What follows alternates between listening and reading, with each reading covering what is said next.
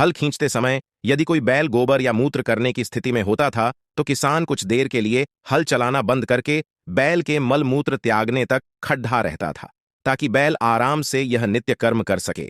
यह आम चलन था। जीवों के प्रति यह गहरी संवेदना उन महान पुरखों में जन्मजात होती थी जिन्हें आजकल हम अशिक्षित कहते हैं। यह सब अभी 25 से 30 वर्ष पूर्व तक होता रहा। उस जमाने का देशी घी यदि आजकल के हिसाब से मूल्य लगाएं तो इतना शुद्ध होता था कि 2000 रुपये किलो तक बिक सकता है। और उस देसी घी को किसान विशेष कार्य के दिनों में हर 2 दिन बाद आधा आधा किलो घी अपने बैलों को पिलाता था।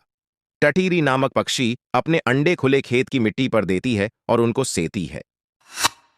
हल चलाते समय यदि सामने कहीं कोई टटीरी चिल्लाती मिलती थी तो किसान इशारा समझ जाता था और उस अंडे वाली जगह को बिना हल जोते खाली छोड़ देता था।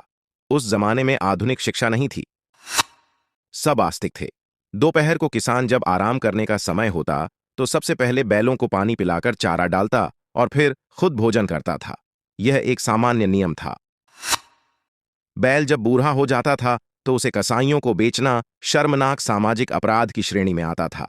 बूढ़ा बैल कई सालों तक खाली बैठा चारा खाता रहता था, मरने तक उसकी सेवा होती थी।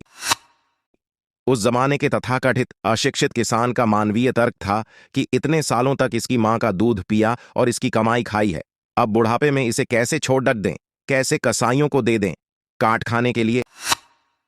जब बैल मर जाता तो किसान फफक फफक कर रोता था और उन भरी दोपहरियों को याद करता था जब उसका यह वफादार मित्र हर कष्ट में उसके साथ होता था। माता पिता को रोता देख किसान के बच्चे भी अपने बुढ़े बैल की मौत पर रोने लगते थे।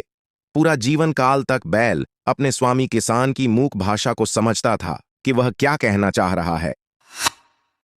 वह पुराना भारत इतना शिक्षित और धनाढ्य था कि अपने जीवन व्यवहार में ही जीवन रस खोज लेता था। वह करोड़ों वर्ष पुरानी संस्कृति वाला वैभवशाली भारत था। वह सचमुच अतुल्य भारत था।